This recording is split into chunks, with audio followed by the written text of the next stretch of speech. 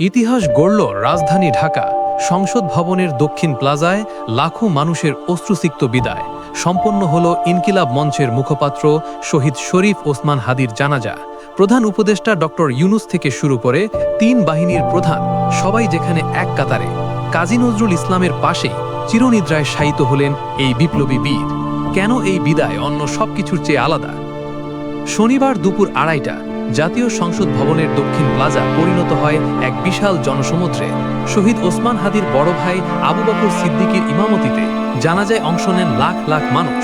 সকাল থেকে মানিক মিয়া অ্যাভিনিউতে ভিড় করতে থাকে ছাত্র জনতা। দুপুর হতে খামার বাড়ি থেকে আসাদ গেট পর্যন্ত পুরো এলাকা লোকে লোকারণ্য হয়ে যায়।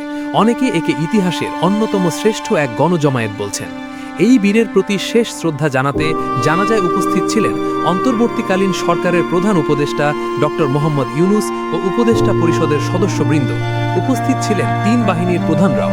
এছাড়া বিএনপি, জামায়াতে ইসলামী, জাতীয় নাগরিক পার্টি সহ দেশের শীর্ষস্থানীয় রাজনৈতিক দলগুলোর নেতৃবৃন্দ এক কাতারে দাঁড়িয়ে এই বিপ্লবীর জন্য দোয়া করেন।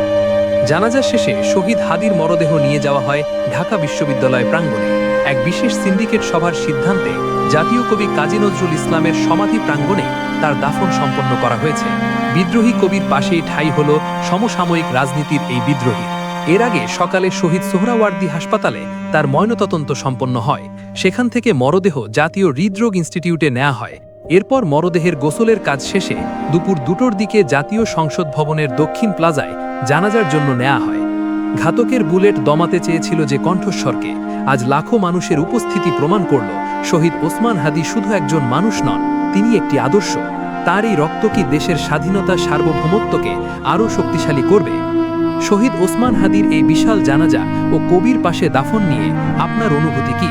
কমেন্টে আমাদের জানান। লাইক, শেয়ার ও সংবাদমহল চ্যানেল